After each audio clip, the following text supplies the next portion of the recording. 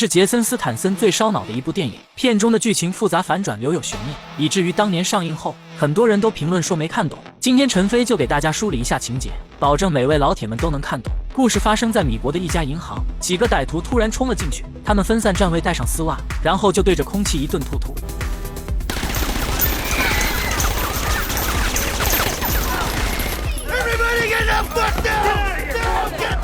歹徒控制住在场的所有人，还打倒了想要反抗的保安，然后就让银行经理打开了安全系统，银行大楼的入口瞬间被封锁。一个员工却在此时偷偷按响了警报器，气得歹徒邦几枪送走了他。然而仅仅几分钟，警方的人就赶到了现场。歹徒老大看到后，立马给警方打去电话，要求警局的前任探长来跟他协商，否则就会干掉银行里的人。而他说的前任探长就是眼前的杰森，他因为办案时误杀人质被开除。现在警局局长为了银行的安危，亲自出面请他出山，还恢复了杰森的职位，但也要让新来的小白跟着他。杰森知道表面上小白是助理，实际上是帮局长监视他，但他也并未多说什么，而是快速来到案发现场，和歹徒老黑通了电话。但这家伙却开了变声器，不仅说出杀害员工的事，还跟杰森讲起了混沌理论。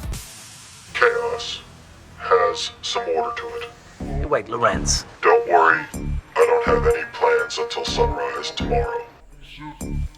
说完，老黑就挂断了电话。但杰森已经意识到，老黑对警方的办案程序非常了解。至于他说的日出之前，应该是在拖延时间，想准备下一步计划。所以杰森他们决定强攻，想要救出其余的人质。等到特警就位后，杰森说他们只有5分钟时间，因为切断电源后，银行里的发电机能恢复供电。随后杰森准备下令断电，老黑似乎有所察觉，让同伙把人质吊起来，挂在了银行的窗户前。杰森和小白看到后非常震惊，立马下令让特警撤退。但特警队长为了表现自己，不惜违背命令准备强攻，结果刚到门口就被炸飞出去。一时间银行里的人吓得落荒而逃，和外面的吃瓜群众混在了一起。等到杰森他们进去后，只剩下一片废墟，看来歹徒已经混在人群中逃了出去。杰森立马让同事调查监控，但局长看到这种局面后，决定把一切怪罪在杰森头上。杰森听后并未感到诧异，因为他深知局长和高层的威严，每次出事都要找人背黑锅。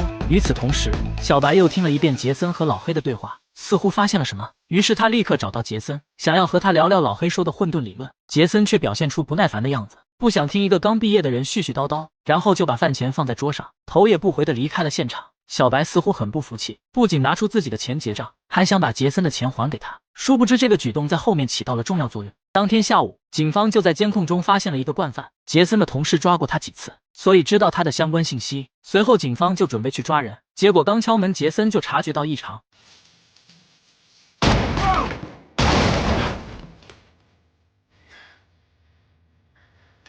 几声枪响过后，杰森他们打开了房门，对着里面开了几枪，吓得犯人撒腿就跑。杰森见状立马去追，结果不小心中了一枪，还让犯人从窗户逃了出去。小白看到后立马去追，想用手枪逼停开车的犯人，结果差点被对方用车撞倒。起身后，小白征用了一辆摩托，想去追捕逃走的犯人，但很快就在巷口翻了车。犯人看到后非常得意，但下一秒就被警车撞停，来人自然就是杰森。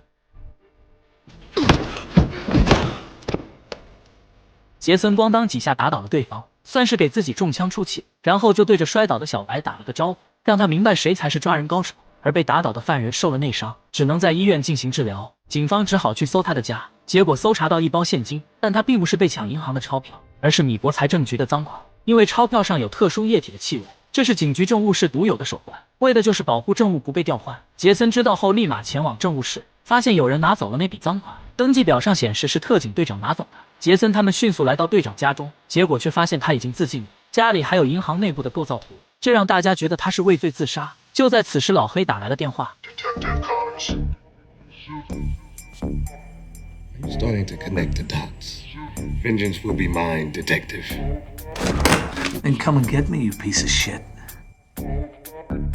老黑直接挂断了电话，小白对此十分不解，老黑是怎么知道杰森在这里的？通过杰森的一番开导，小白觉得队长是利益熏心，和老黑里应外合抢劫银行，结果发现被骗畏罪自杀。杰森听到他这样说非常满意，但局长却在此时收到消息，老黑他们并未拿走银行的钱，而且也没动保险柜，这让小白一脸懵逼。劫匪大费周章，结果一分不拿，这简直是无稽之谈。他决定回银行重新调查，看了很多遍案发时的监控，发现劫匪移动了一个摄像头，出现了视野盲区。技术科立马检查盲区下的电脑，在键盘上发现了很多指纹。经过指纹的比对，警方很快锁定了一个黑客。杰森立马带着小白去找黑客，结果刚到门口就听到枪声，杰森他们立刻冲了进去，开始对房间进行搜查。结果发现黑客已经遇害，杰森还从家里的监控中发现躲在暗中的老黑想干掉小白，杰森以最快的速度扑倒了他。但他的肩膀还是被子弹擦伤，老黑开了几枪后迅速跑路。等杰森和小白追出来时，他已经开车逃离了现场，这让中枪的小白非常气愤。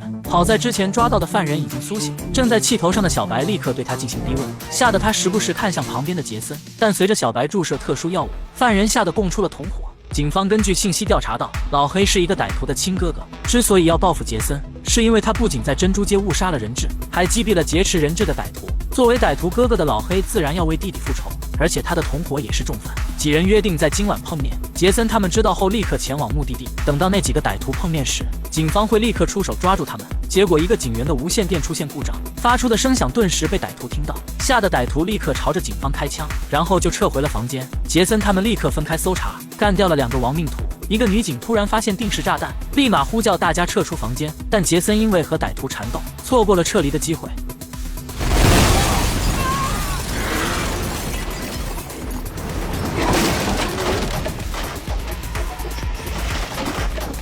爆炸过后，消防员迅速处理现场，找到了杰森的警徽和一具尸体。小白对此感到非常郁闷，好在技术部的人入侵了银行系统，这才搞明白老黑他们当初为何不拿现金。We just witnessed the largest bank heist in history. About $1 billion. 原来老黑他们在银行系统植入了病毒，这种病毒能从所有账户随机提款，把钱存入虚拟账户，然后不停地转到下一个账户，而且每次转账的金额都不会超过10美元。如此小额的交易，银行并不会注意。这样一来，就算老黑他们转走10个亿，银行和警方也不会有所察觉。至于最终会转到谁的账户，警方暂时也无从查证。小白听到后非常头疼，不知下一步该做什么。就在他回家的路上，老黑给小白打去电话。My compliments on a fine day. You're a murderer. A cop killer at that. I didn't kill anyone who didn't deserve it. Keller was insignificant, and Connors, he deserved to escape. 说完，老黑就挂断了电话，但小白却从中听出了端倪，二话不说就找来了政务室的守卫。因为之前他们已经查到特警队长勾结老黑，但老黑却打电话说队长无关紧要，所以小白觉得这肯定有问题。而且他还拿出队长以前的报告，上面的签名字迹和政务登记表上的完全不一样，反倒是和守卫的报告签名非常像，所以小白断定守卫伪造签名，不仅陷害了特警队长，还把赃款给了老黑，让他找同伙去实现抢劫计划。 My conscience is clean. He's been 2 steps ahead of Connors and me all day. Of course he has. Who knows Connors better than him?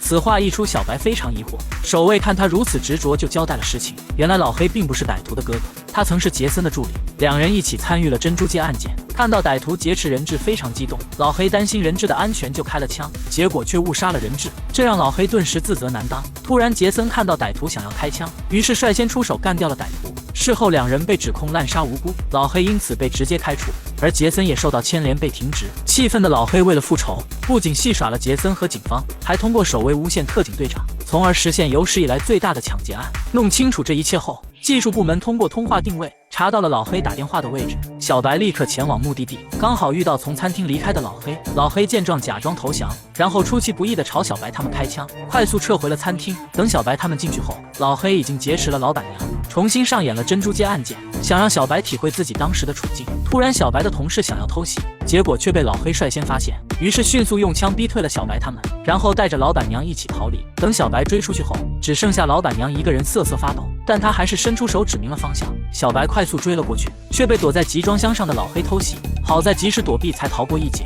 子弹打完后，老黑想坐船离开，但小白却找了过来。老黑突然跳下船，打掉了小白的枪，然后就和他缠斗在一起。很快小白就被打倒，但他也抓住机会捡到了手枪，邦几枪干掉了眼前的老黑，当作是给死去的杰森报仇。事后他来到餐厅喝咖啡，结账时无意间拿出了杰森之前买单的钱，他放在嘴里闻了闻，发现气味和政务室的赃款一样。小白顿时明白了什么，立马跑到杰森家里翻找，刚好看到了《混沌》这本书，上面标记着老黑当初说过的混沌理论。小白立刻意识到杰森可能没死，让同事用《混沌》的作者名进行调查，果然发现这个名字要坐一架飞机离开。小白立刻来到飞机场，让前台帮忙寻找杰森。就在这时，杰森打来电话。 Think about that a minute.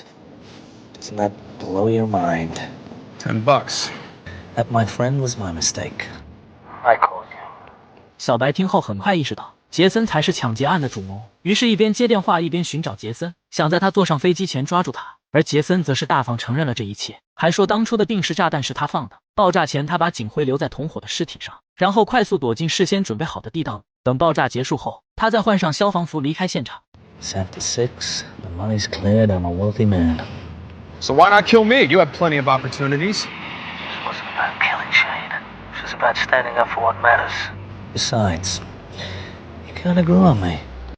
原来这一切都是杰森为了报复体制，因为每次办案出了事，高层都会把罪责算在一线人员身上，但杰森他们都是按规矩办事，结果却成了背黑锅的替罪羊，所以杰森非常痛恨这种体制，这才狠狠地戏耍了他们。而且当初他们被开除停职，都是因为特警队长出庭指证，所以杰森不仅干掉了他，还想把一切嫁祸给他。说完，杰森就挂断电话，潇洒地走上了私人飞机，慢慢品尝着最爱的香槟，准备拿着10亿美金潇洒后半生。不得不说，杰森在该片中的表现与以往完全不同，摒弃了那个用暴力解决问题的角色，塑造了一副尽在掌握的高智商形象。看完大家觉得怎么样呢？